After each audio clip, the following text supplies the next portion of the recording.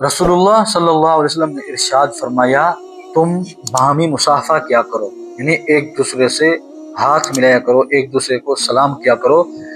इससे सीने की सफाई होती है, दिल साफ होता है, और आपस में एक दूसरे को हदिया दिया करो। इससे तुम में बाहमी मोहब्बत पैदा होगी और दिलों से दुश्मनी दूर होगी। आजकल हम देखते हैं कि लोग एक दूसरे से मुंह मोड़े हुए हैं, बद अखलाकी है, मतलब ऐसे है कि दिलों में नफरतें भरी हुई हैं। इसकी यही वजह है कि हम एक दूसरे को सलाम नहीं करते, या हम एक दूसरे को मुंह लगाने तक हम गवारा नहीं करते।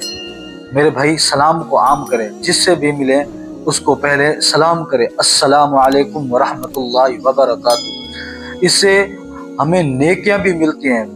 मुसलमान हर वक्त नेकियों में घिरा हुआ है। बहुत जिंदगी, मुसलमान की जो ज़िंदगी है वो खुशगवार ज़िंदगी है। मुसलमान जब सलाम करते हैं तो उससे भी उसको नेकियां मिलती हैं।